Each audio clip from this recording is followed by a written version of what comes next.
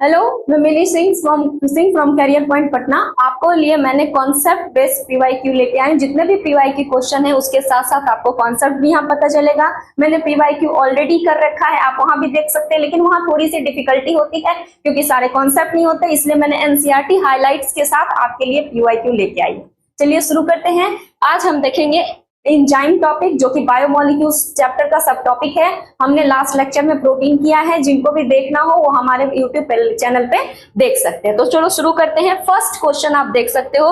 First question है enzyme. Enzyme से questions जो हैं वो इसके पास दिए हुए हैं, लेकिन पहले हम कॉन्सेप्ट पढ़ते हैं और फिर हम उससे क्या बनाएंगे, क्वेश्चन। देखो कॉन्सेप्ट क्या है। Almost all enzymes are protein. क्या कह रहा है? All enzyme, almost all enzymes जो है वो क्या है, प्रोटीन है। ऑलमोस्ट मतलब कुछ ना कुछ क्या है, एक्सेप्शन है। There are some nucleic acid. क्या है? न्यूक्लिक एसिड, यानी कि कुछ न्यूक्लिक एसिड जिसमें कि आप पढ़ सकते हो। न्यूक्लिक एसिड में दो पढ़ा आपने, आरएनए और डीएनए। इसमें है राइबो न्यूक्लिक एसिड। क्या है? राइबो न्यूक्लिक एसिड, जिसको आप क्या कहते हो, राइबोजाइम। तो लिख रहा है some nucleic acid behave like enzyme और कॉल्ड राइबोजाइम। तो आपको क्या याद रखना है कि सारे एंजाइम प्रोटीन होते हैं, लेकिन कुछ जो न्यूक्लिक एसिड भी है, सम मतलब कुछ न्यूक्लिक एसिड, कैसे सम मतलब आरएनए न्यूक्लिक एसिड है जो बिहेव करता है एंजाइम की तरह, जिसको क्या कहते हैं, ribozyme. When we look tertiary structure of protein, क्या देखना है, tertiary structure of protein, you will notice the backbone of protein chain fall upon itself and crosses itself, hence the crevices and pockets are made. Pockets are made. One such pocket is called active site. An active site of an enzyme, that is pocket into which the substrate fit. The enzyme through their active site catalyze reaction at high rate. Enzyme कैसे reaction को करता है, high rate से। अब मैं आपको ये बताऊं कि enzyme किस तरह से प्रोटीन, ऑलमोस्ट सारे एंजाइम क्या है, प्रोटीन है। कुछ ही न्यूक्लिक एसिड है जो एंजाइम की तरह बिहेव करता है, जैसे आरएनए। तो आपको पता होगा जैसे कि प्रोटीन के कितने स्ट्रक्चर पढ़े हमने, 4। एक स्ट्रक्चर आपका इस तरह से होगा, एक स्ट्रक्चर आपका अगर इस तरह से होगा, लिनियर होगा, और यहाँ पे पेप्टाइड बॉन्ड होगा, तो इसको कहेंगे प्राइमरी स्ट्रक्चर। कैसा स्ट्रक्चर होगा ये, प्राइमरी स्ट्रक्चर प्रोटीन का। ठीक है, किसका स्ट्रक्चर है, प्रोटीन का। ऑलमोस्ट ऑल एंजाइम क्या है, प्रोटीन है, इसलिए हम प्रोटीन की स्टडी कर रहे हैं। और कह रहा है कि टर्सरी स्ट्रक्चर जो होगा, कौन सा स्ट्रक्चर, टर्सरी स्ट्रक्चर। कहां पे, देखो यहीं पे लिखा होगा ऑन सच पॉकेट। देखो टर्सरी स्ट्रक्चर जो प्रोटीन का होगा वही क्या होगा, बायोलॉजिकली एक्टिव होगा। क्या होगा, बायोलॉजिकली एक्टिव होगा। टर्सरी स्ट्रक्चर क्या होगा, बायोलॉजिकली एक्टिव होगा, और यही एंजाइम होगा। तो प्राइमरी स्ट्रक्चर में क्या होता है, इस तरह से चेन होता है। सेकेंडरी स्ट्रक्चर में आपको पता है कि हेलिक्स जैसा होता है या फिर बीटा प्लेटेड शीट होता है। और टर्सरी स्ट्रक्चर में खुद के ऊपर ही क्या हो जाता है, फोल्ड हो जाता है। जैसे कि मानो ये एन टर्मिनल है, अब ये सी टर्मिनल है। आपको पता है कि इसमें एक एन टर्मिनल होता है, एक सी टर्मिनल होता है। तो आप देखो कि पॉकेट्स बनते हैं, लूप बनता है, ये क्या है, पॉकेट। और इसी पॉकेट को क्या बोलते हैं, एक्टिव साइट। क्या बोलते हैं, एक्टिव साइट। इसी में सबस्ट्रेट फिट होके एंजाइमेटिक एक्शन शुरू होता है। एंजाइम का काम क्या है, ये अगर सबस्ट्रेट इसमें फिट हुआ तो सबस्ट्रेट को किस में चेंज करना, प्रोडक्ट में चेंज करना। तो इसीलिए यहाँ पे सबस्ट्रेट फिट होता है। और जैसे कि ऊन के गोले को तुमने देखा होगा, ऊन किस तरह से लपेट के पॉकेट्स बनते हैं, और उस पॉकेट को क्या बोलते हैं, एक्टिव साइट। क्या बोलते हैं, एक्टिव साइट। और ये इसी एक्टिव साइट से कौन बाइंड करेगा, सबस्ट्रेट। मतलब कि प्राइमरी स्ट्रक्चर ऐसा है, मानो यहाँ पे सबस्ट्रेट बाइंड कर गया तो ये खुल सकता है, मतलब लूज बाइंड करेगा। यहाँ पे करेगा तो भी लूज बाइंडिंग होगी, यहाँ पे करेगा तो भी लूज बाइंडिंग होगी। लेकिन अगर यहाँ पे कर लिया, यहाँ पे सबस्ट्रेट आके बाइंड कर लिया, तो ये पॉकेट के अंदर बंद हो जाएगा। इसीलिए टर्सरी स्ट्रक्चर को क्या बोलते हैं, मोस्ट बायोलॉजिकली एक्टिव स्ट्रक्चर। इसीलिए ये कैसे बिहेव करता है, एज ए एंजाइम बिहेव करता है। कैसे बिहेव करता है, एंजाइम की तरह बिहेव करता है। बिहेव कैसे करता है, एंजाइम की तरह। तो टर्सरी स्ट्रक्चर मतलब ऊन का जो गोला होता है उसको आप लपेट दो तो वो क्या बनाएगा, टर्सरी स्ट्रक्चर बनाएगा। ठीक है, तो पहला कॉन्सेप्ट हमने क्या पढ़ा कि जितने भी एंजाइम हैं, ऑलमोस्ट ऑल एंजाइम्स क्या होते हैं, प्रोटीन होते हैं। प्रोटीन क्या है, अमीनो एसिड का पॉलीमर है, आपको पता है। पढ़ चुके हैं हम लोग, तो प्रोटीन होते हैं। लेकिन कुछ न्यूक्लिक एसिड है, इस न्यूक्लिक एसिड में मैंने आपको क्या याद रखने कहा, आरएनए, राइबो न्यूक्लिक एसिड है जो बिहेव करता है किसकी तरह, एंजाइम की तरह, जिसको हम बोलते हैं राइबोजाइम। क्या बोलते हैं, राइबोजाइम। और दूसरा कॉन्सेप्ट हमने क्या पढ़ा कि प्रोटीन के 4 लेवल पे स्ट्रक्चर होते हैं, एक प्राइमरी, सेकेंडरी, टर्सरी और क्वाटरनरी। लेकिन प्रोटीन में प्राइमरी स्ट्रक्चर एज एंजाइम काम नहीं करता है, सेकेंडरी स्ट्रक्चर एज एंजाइम काम नहीं करता है, क्योंकि वहां पे लूप नहीं बनते, वहां पॉकेट नहीं बनता।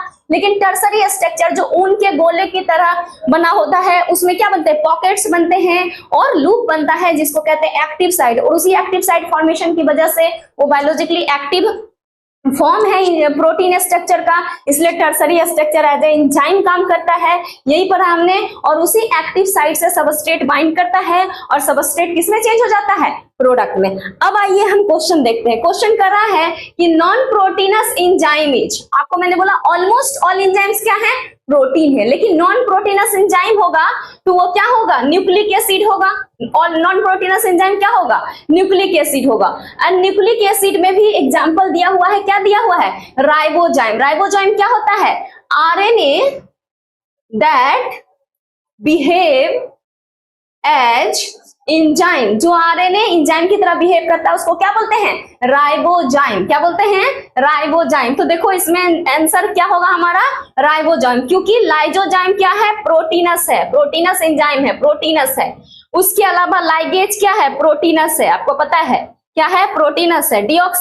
डीऑक्सीराइबोन्यूक्लियस क्या है, प्रोटीनस है, क्या है, प्रोटीनस है। मतलब प्रोटीन से बने हुए ये तीनों एंजाइम्स हैं। सिर्फ यही है जो कि आरएनए है जो क्या करता है, एक्ट एज एंजाइम करता है। और ये क्वेश्चन आप देख सकते हो नीट 2016 में पूछ चुका है। थोड़ी सी बात पढ़नी थी कि प्रोटीन के अलावा कुछ न्यूक्लिक एसिड है जो एज ए एंजाइम बिहेव करता है, जैसे कि आरएनए, और उसको हम क्या कहते हैं, राइबोजाइम। तो बस एक लाइन पढ़ के आपका ये क्वेश्चन सॉल्व हो जाता है। ठीक है, आई होप कि आप कोरिलेट कर पाए होंगे। देखो, enzyme catalyst differ from the inorganic catalyst. Inorganic catalyst मतलब जो एंजाइम्स क्या होंगे, एंजाइम्स प्रोटीन है, आपको पता है ना, एंजाइम क्या है, प्रोटीन है, और प्रोटीन है दैट मींस क्या होगा, ऑर्गेनिक होगा। ऑर्गेनिक क्यों होगा, क्योंकि कार्बन बेस्ड कंपाउंड है। कैसा कंपाउंड है, कार्बन बेस्ड कंपाउंड है। कार्बन बेस्ड कंपाउंड क्यों है, क्योंकि अमाइनो एसिड का पॉलीमर है।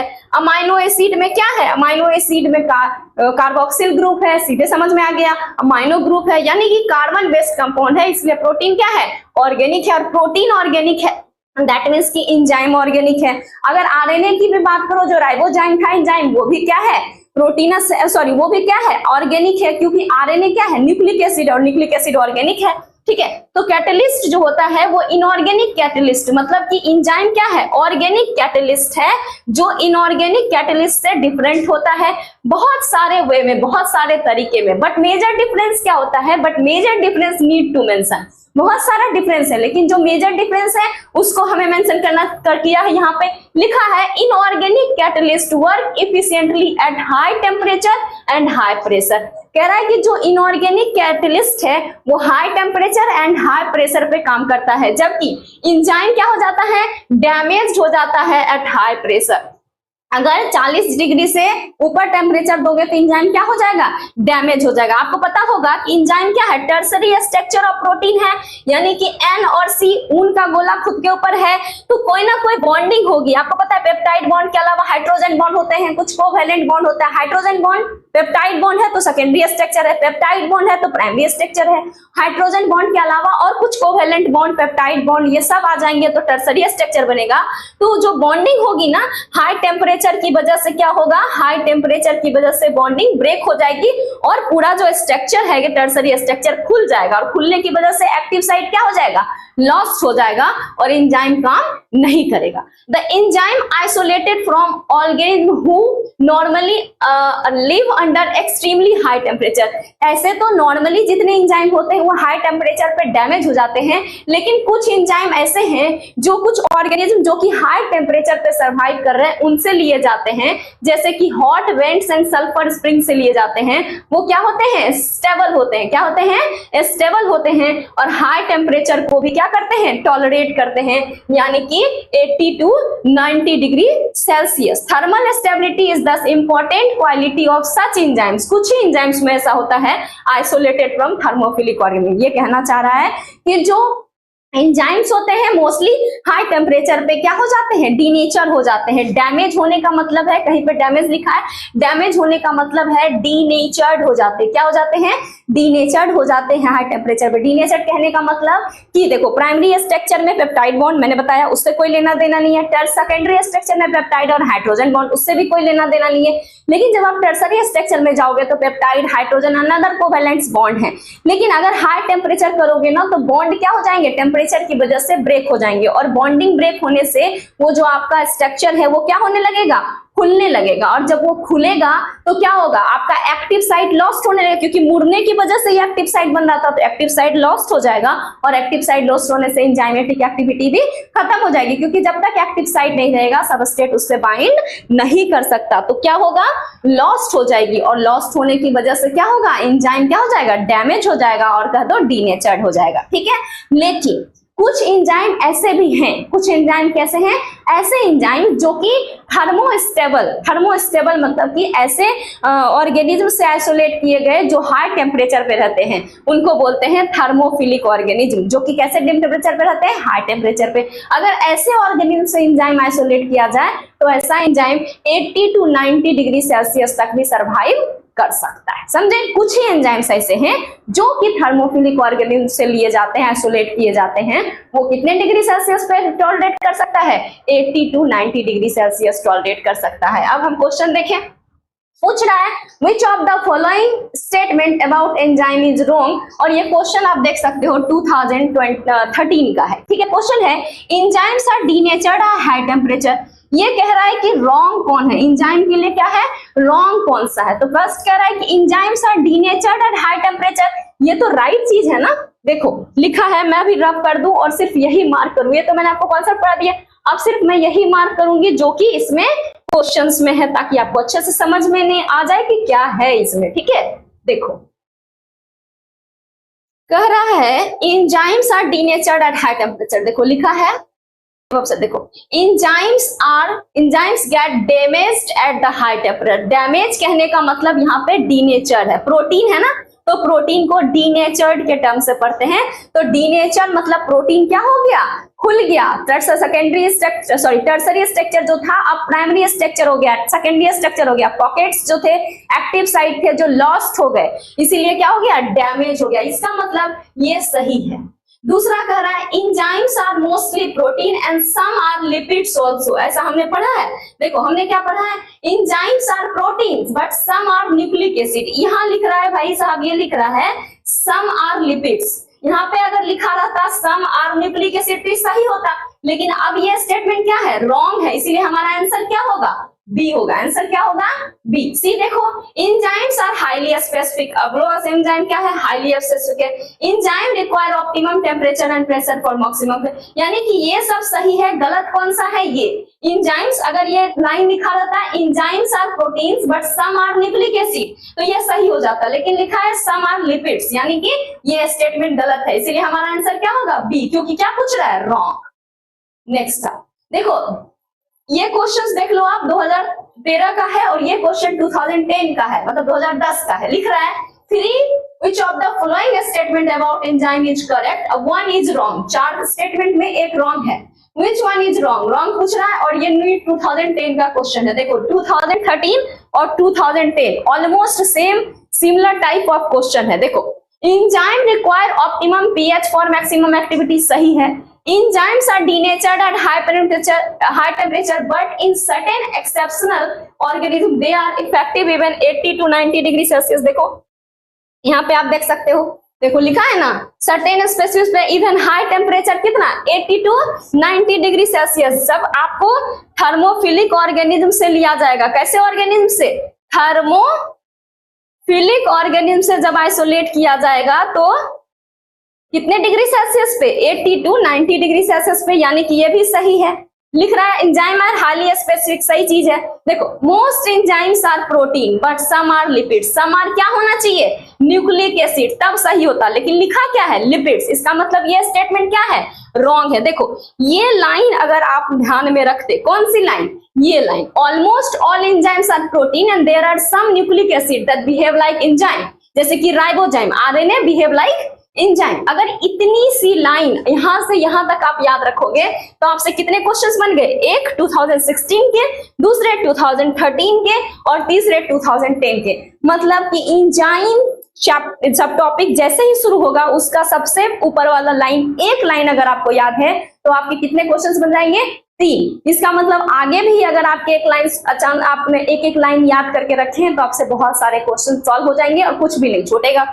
नेक्स्ट को देखो, नेक्स्ट कह रहा है केमिकल रिएक्शन। केमिकल रिएक्शन क्या होता है, दो तरह की चीजें होती है। जब केमिकल कंपाउंड किसी टाइप के चेंज में होता है, कोई केमिकल कंपाउंड है, कोई क्या है, केमिकल कंपाउंड है, तो इस केमिकल कंपाउंड में कितने तरह के चेंज होते हैं, 2 तरह के चेंज होते हैं। एक होता है फिजिकल चेंज और एक होता है केमिकल चेंज।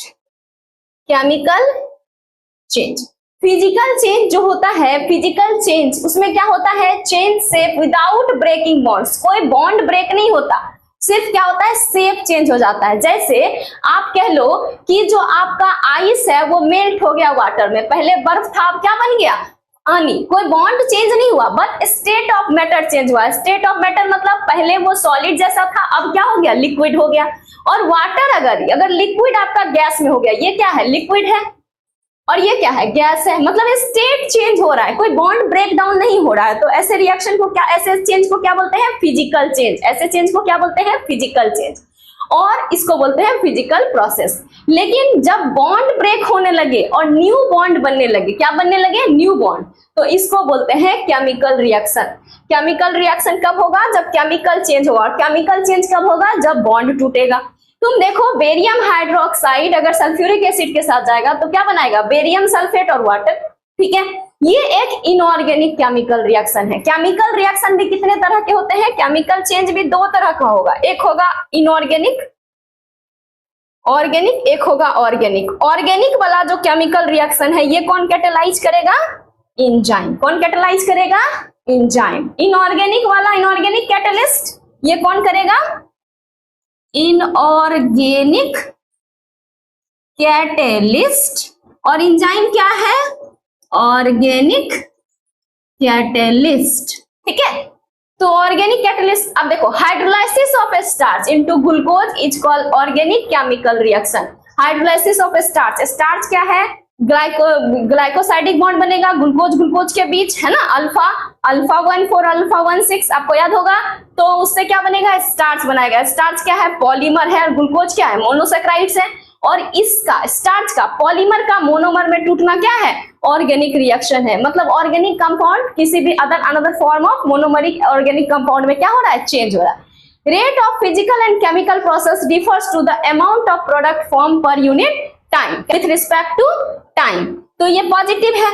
अगर आप इसको सबस्ट्रेट में, तो change in substrate with respect to time, तो सबस्ट्रेट क्या होगा, कम होगा, क्योंकि सबस्ट्रेट किसमें चेंज हो रहा है, प्रोडक्ट में। जैसे कि ये सबस्ट्रेट है, प्रोडक्ट में चेंज हो रहा है with the help of enzyme, तो एंजाइम की मदद से चेंज हो रहा है, एंजाइम के हेल्प के। जबकि दूसरे में क्या हुआ, सबस्ट्रेट चेंज हुआ प्रोडक्ट में with the help of enzyme. क्या हो गया, यहाँ पे एंजाइम था, ये जो आपका दूसरा वाला है यहाँ पे एंजाइम था और यहाँ पे एंजाइम नहीं था। और ये जो बीच का स्टेट होता है एंजाइम का, एंजाइम जब सबस्ट्रेट से बाइंड करता है तो क्या बनता है, प्रोडक्ट बनता है और एंजाइम रिलीज हो जाता है, ये भी आपको पता है। तो एंजाइम रिलीज हो गया तो प्रोडक्ट बना, और इसके बीच का जो स्टेट होता है उसको क्या बोलते हैं, ट्रांजिशन स्टेट। क्या बोलते हैं, ट्रांजिशन स्टेट। एंजाइम से प्रोडक्ट, सबस्ट्रेट से प्रोडक्ट बनने के बीच के स्टेट को क्या बोलते हैं, ट्रांजिशन। देखो सबस्ट्रेट से क्या बन रहा है, प्रोडक्ट, बीच वाला जो मीडियम स्टेट होता है उसको क्या बोलते हैं, ट्रांजिशन स्टेट। तो देखो इसमें ट्रांजिशन स्टेट यहाँ है, ये ट्रांजिशन स्टेट ये है, ट्रांजिशन स्टेट है, ये क्या है, ट्रांजिशन स्टेट। तो तुम ये वाला एरो देखो, ये वाला एरो देखो कितना छोटा है, यानी कि पोटेंशियल एनर्जी दिख रहा है आपका वाई एक्सिस पे, वो देखो कितना छोटा है। जबकि विदाउट एंजाइम देखो कितना बड़ा। एंजाइम के साथ पोटेंशियल एनर्जी यानी एक्टिवेशन एनर्जी क्या है, कम है, और विदाउट एंजाइम एक्टिवेशन एनर्जी ज्यादा है किसमें, सबस्ट्रेट को प्रोडक्ट में चेंज करने के लिए। कंडीशन 1, सबस्ट्रेट को बिना किसी एंजाइम के प्रोडक्ट में चेंज कर रहे हैं तो एक्टिवेशन एनर्जी क्या है, ज्यादा है, मतलब इनऑर्गेनिक कैटलिस्ट से कर रहे हैं। और ऑर्गेनिक कैटलिस्ट ये क्या है, ऑर्गेनिक कैटलिस्ट अगर एंजाइम से कर रहे हैं तो क्या है, कम है, देखो कम है।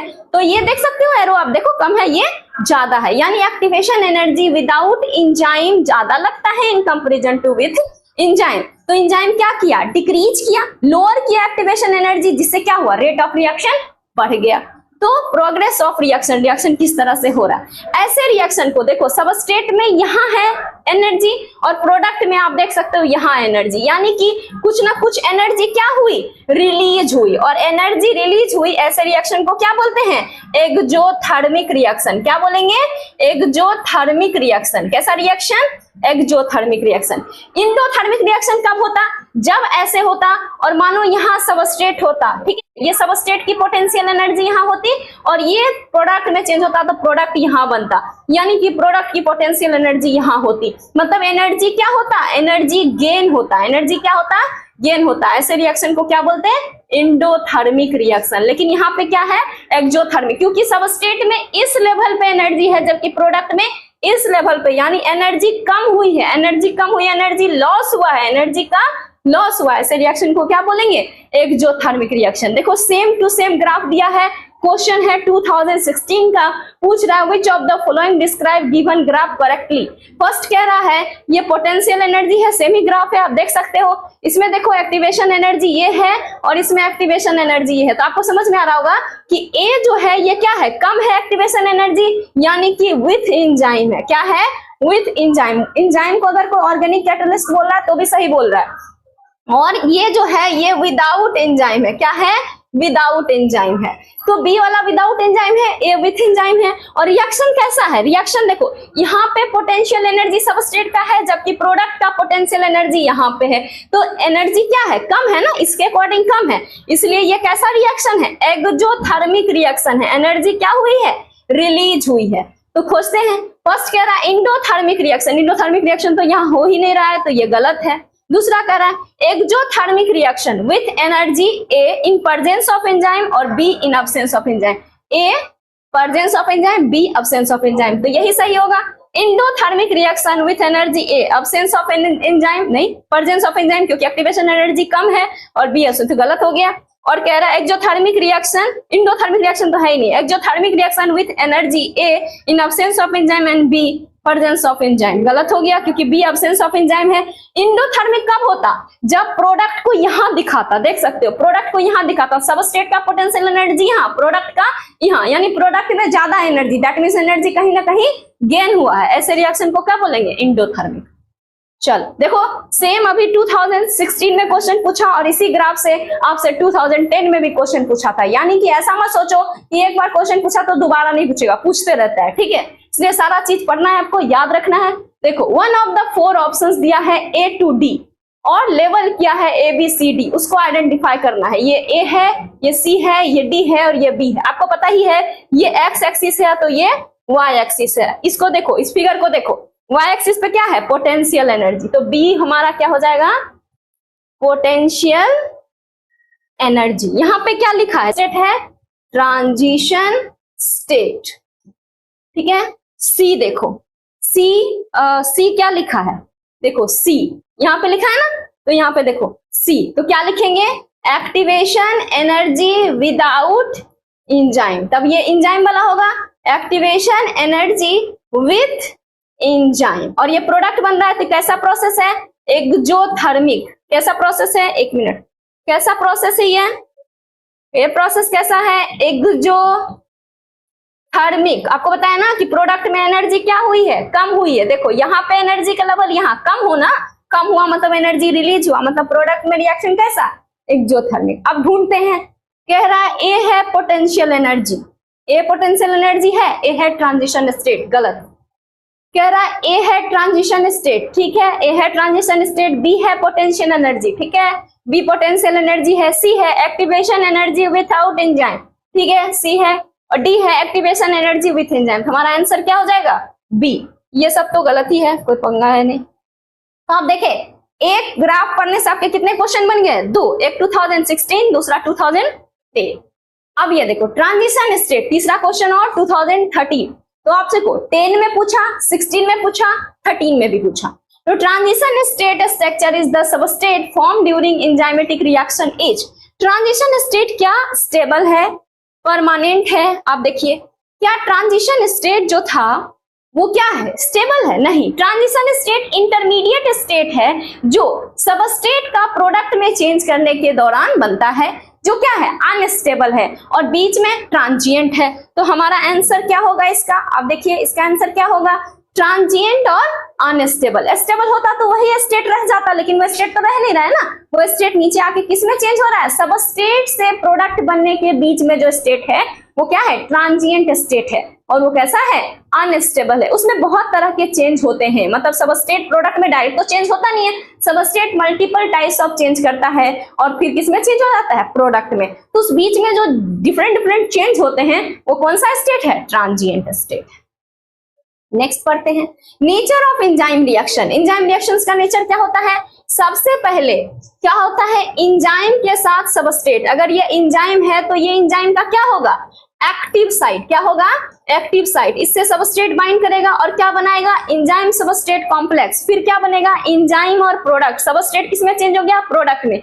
और अब एंजाइम अलग हो जाएगा, प्रोडक्ट अलग हो जाएगा और फिर दूसरे राउंड ऑफ सबस्ट्रेट बाइंडिंग के लिए ये चल देगा। तो देख रहे हो एंजाइम सबस्ट्रेट बन गया, एंजाइम प्रोडक्ट बन गया। अब ये एंजाइम दूसरे राउंड ऑफ रिएक्शन के लिए निकलेगा। फर्स्टली क्या है?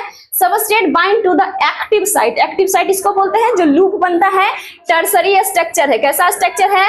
टर्सरी स्ट्रक्चर ऑफ प्रोटीन है, जिसको हम क्या कहते हैं? एंजाइम कहते हैं। ठीक है। The fitting into the active site, active site में फिट होना चाहिए। The binding of substrate induce the enzyme to alter shape. Enzyme क्या करता है? शेप करता है, अल्टर, ताकि वो टाइटली उसमें क्या हो सके? फिट हो सके। Active site of the enzyme now close proximately to substrate break the chemical bond. Chemical bond break होगा, इसीलिए इसको बोलेंगे chemical reaction, chemical change.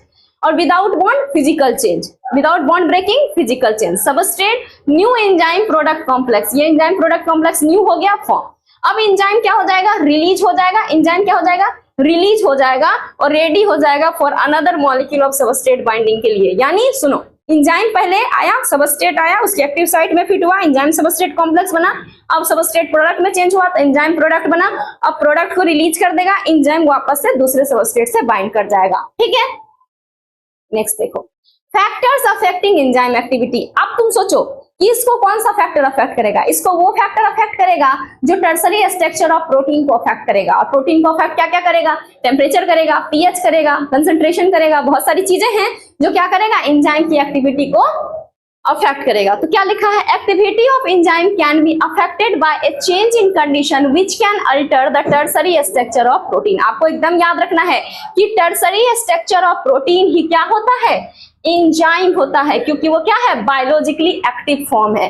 These include temperature, pH and change in substrate concentration. 3 factor पढ़ना है, temperature, pH and change in substrate concentration. Binding of a specific chemical that regulate it's activity. देखो ये pH है और ये temperature है। इसमें दिखा रहा है ये जो है ऑप्टिमम है। क्या है?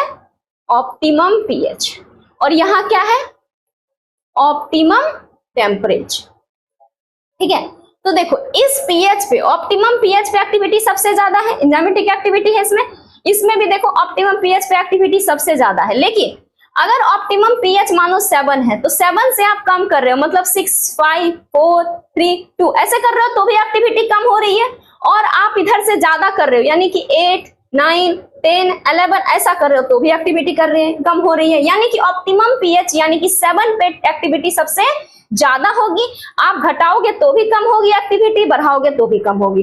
पीएच देखो, पीएच जैसा है किसी एंजाइम का, हर एंजाइम का optimum pH optimum temperature change होता है, आपको पता है।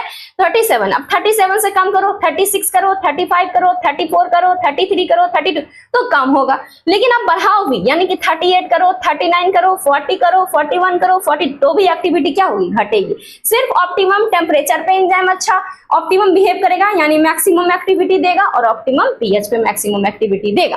अब क्वेश्चन देखो, नीट 2011 का क्वेश्चन है, सेम टू सेम ग्राफ उठा के दिया है। कौन सा ग्राफ दिया है ये सोचो। तो आप पहले हम ऑप्शन देखते हैं। लिख रहा है एक्स एक्सिस आपको पता है ये है, वाई एक्सिस आपका ये है, देख रहे हो।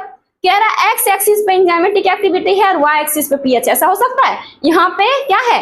एंजाइमेटिक एक्टिविटी है, देख सकते हो ग्राफ को, यहाँ पे क्या है? Enzymatic activity. अब तो यहाँ तो या तो पीएच होगा या टेम्परेचर होगा, तो ये कम हो कट हो गया।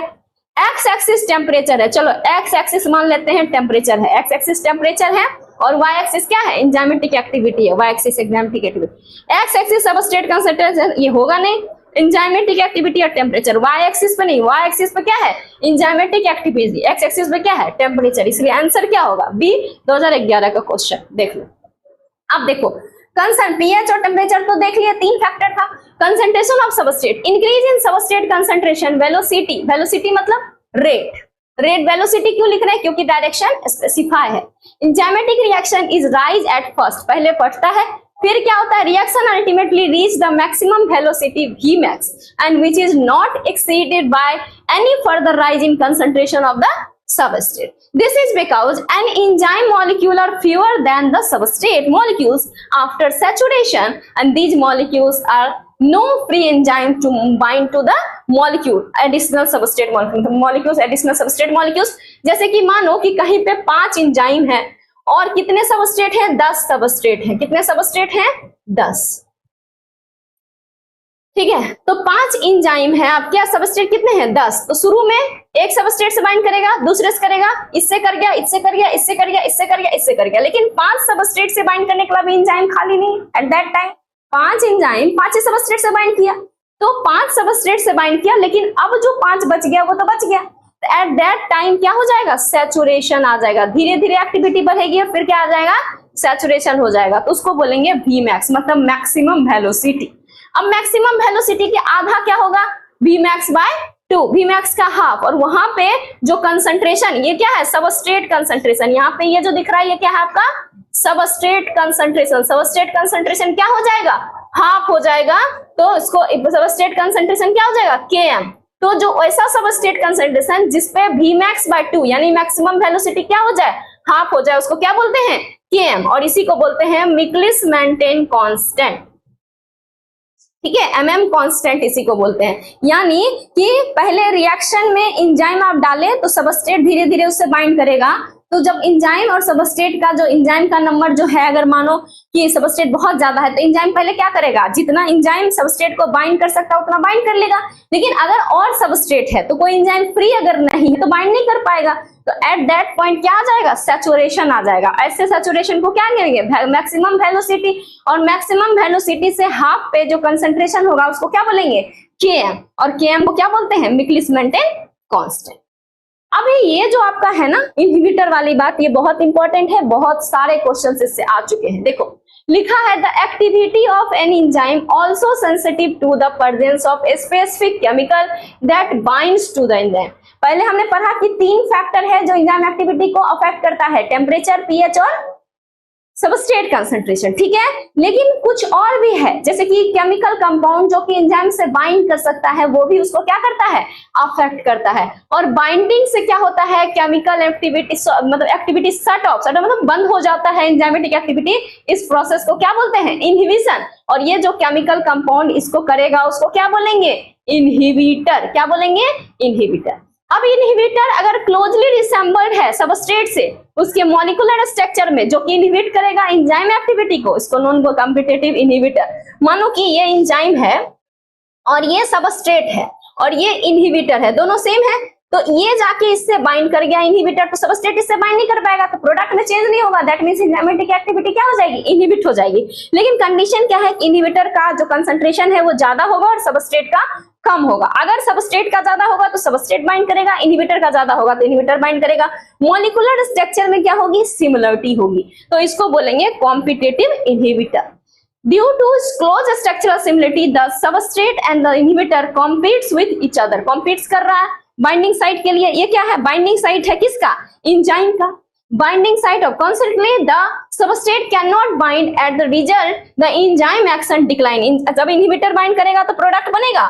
कोई प्रोडक्ट बनेगा? नहीं बनेगा। ठीक है, example inhibition of succinyl dehydrogenase by succinyl dehydrogenase enzyme है किससे? मेलोनेट से हो जाता है, क्योंकि ये क्लोजली रिसेंबल किससे है? सक्सिनेट से, यानी कि सक्सिनेट यहाँ पे सबस्ट्रेट है और मेलोनेट क्या है, इनहिबिटर है, ठीक है। और इसको कहाँ यूज करते हैं, बैक्टीरियल पैथोजन के लिए, जो कंट्रोल करने के लिए करते हैं, ठीक है। तो क्या पढ़े, कॉम्पिटिटिव इनहिबिटर्स वो इनहिबिटर हैं जो एंजाइम के एक्टिव साइट से बाइंड कर सकते हैं, क्योंकि वो सबस्ट्रेट से मॉलिक्यूलर स्ट्रक्चर में सिमिलरिटी रखते हैं। अगर उनका कंसंट्रेशन ज्यादा है तो वो बाइंड करते हैं, अगर सबस्ट्रेट का कंसंट्रेशन ज्यादा है तो सबस्ट्रेट बाइंड करता है, ठीक है। और अगर वो बाइंड करके एंजाइमेटिक एक्टिविटी को रोक देते हैं, मतलब सबस्ट्रेट से प्रोडक्ट बनने को रोक देते हैं, तो उसको बोलते हैं, क्या बोलते हैं, कॉम्पिटिटिव इनहिबिशन।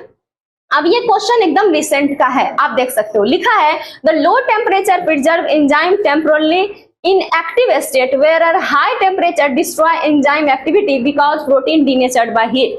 आपने जस्ट पढ़ा कि प्रोटीन जो हीट से क्या हो जाते हैं, डीनेचर्ड हो जाते हैं, तो इसका मतलब ये सही है। लो टेम्परेचर रहेगा तो क्या हो जाएगा, एंजाइम इनएक्टिव हो जाएगा, इनएक्टिव एंजाइम, और हाई टेम्परेचर रहेगा तो डीनेचर्ड हो जाएगा, क्या हो जाएगा, डीनेचर्ड हो जाएगा, डीनेचर्ड हो जाएगा एंजाइम मतलब प्रोटीन, इसी को बोलते हैं damaged. When the inhibitor closely resemble the substrate, its molecular structure, its enzymatic activity known as competitive inhibitor।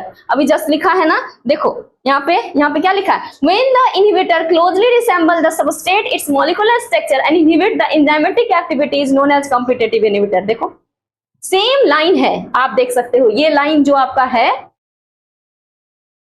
मैं दूसरे पेन से कर दूं, ये लाइन जो है देखो, when the inhibitor closely resemble the substrate and its molecular structure inhibit the activity of the enzyme is known as competitive inhibitor। देखो when the inhibitor closely resemble the molecular structure and inhibit activity of enzyme known as competitive inhibitor। मतलब ये भी सही है और ये भी सही है, यानी कि दोनों स्टेटमेंट्स क्या हैं, सही।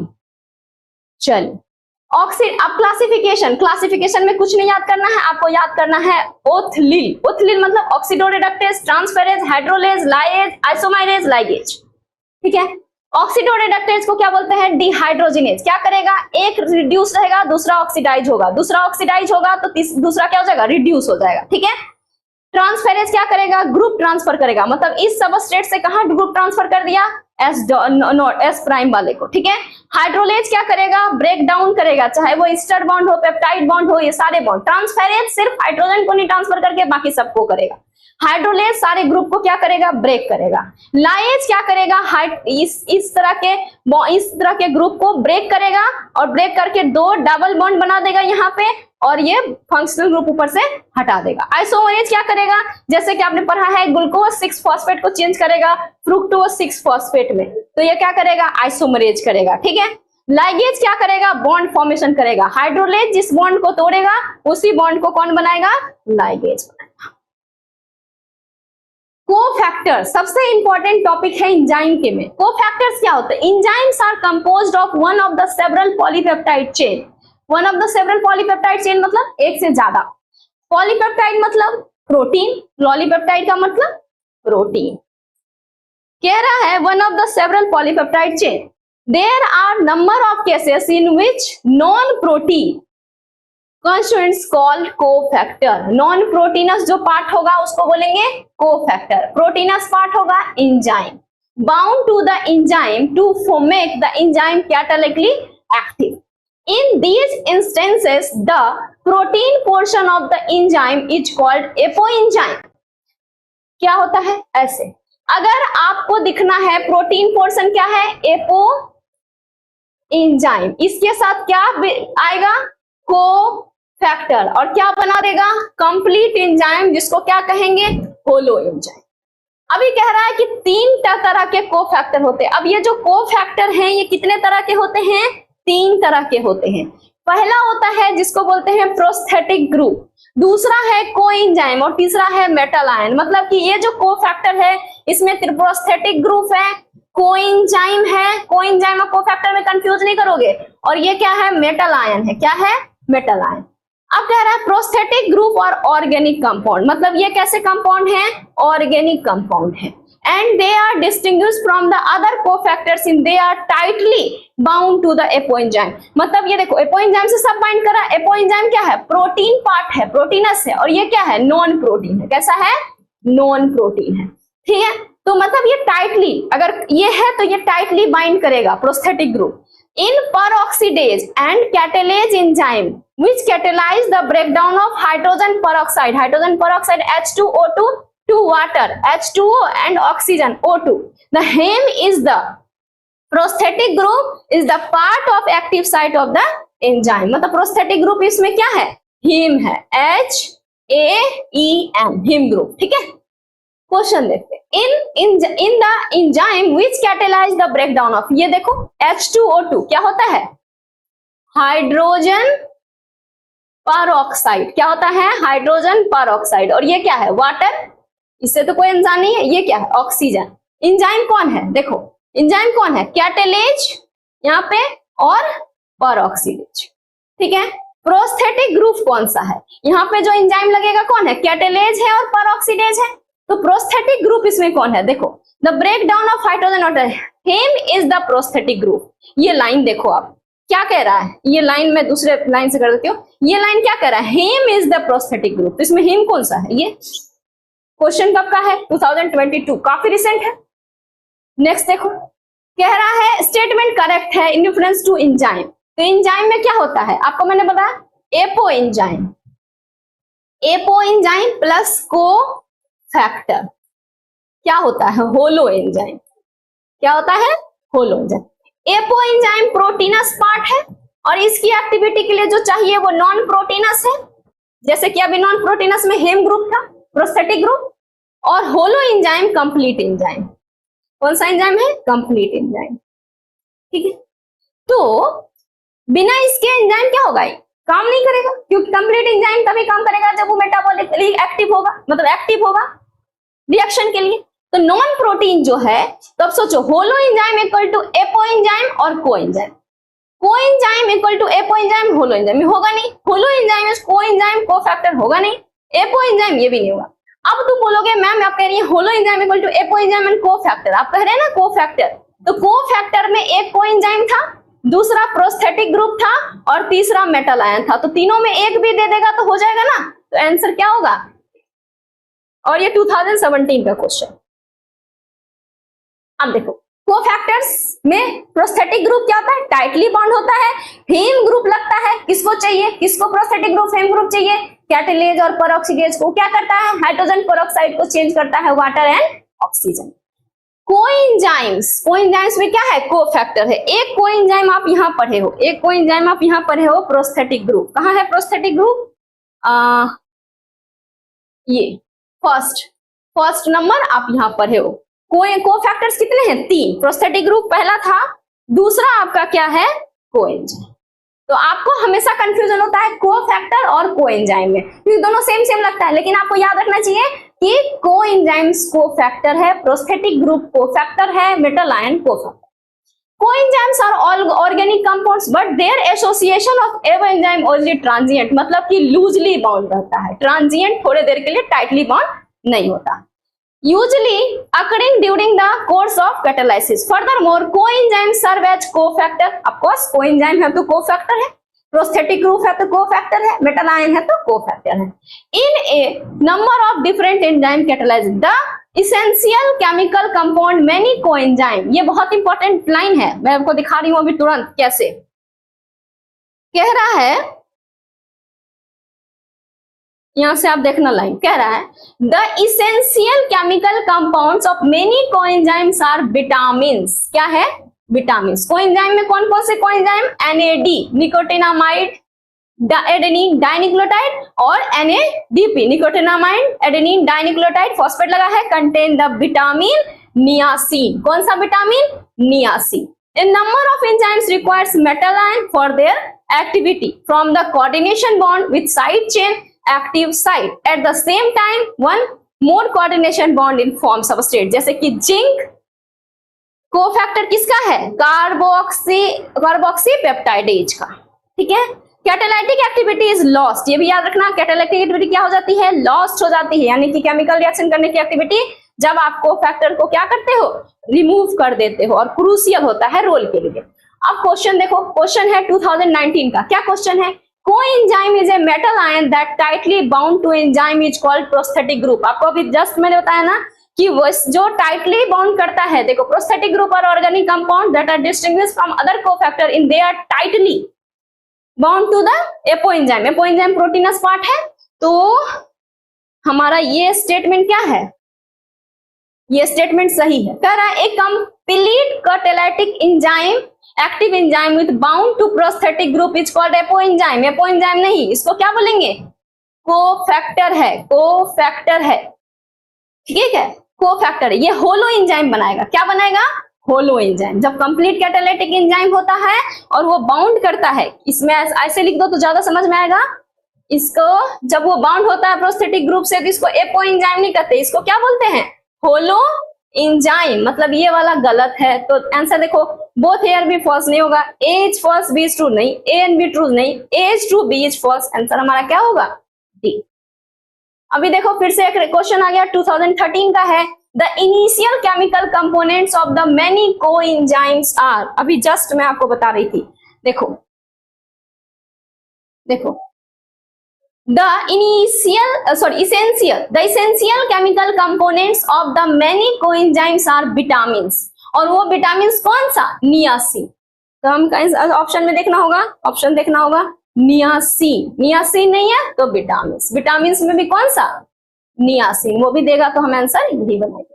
और ये क्वेश्चन देखो बहुत रिसेंट है 2013 का। तो आप इस तरह से कॉन्सेप्ट के साथ अपना PYQ सॉल्व करके हमारा चैनल देख के ये समझ सकते हैं कि किस तरह से आपको क्वेश्चंस को अटेम्प्ट करना है, कॉन्सेप्ट को कहाँ पे इंप्लीमेंट करना है जिससे आपका क्वेश्चन बन जाए। Thank you so much.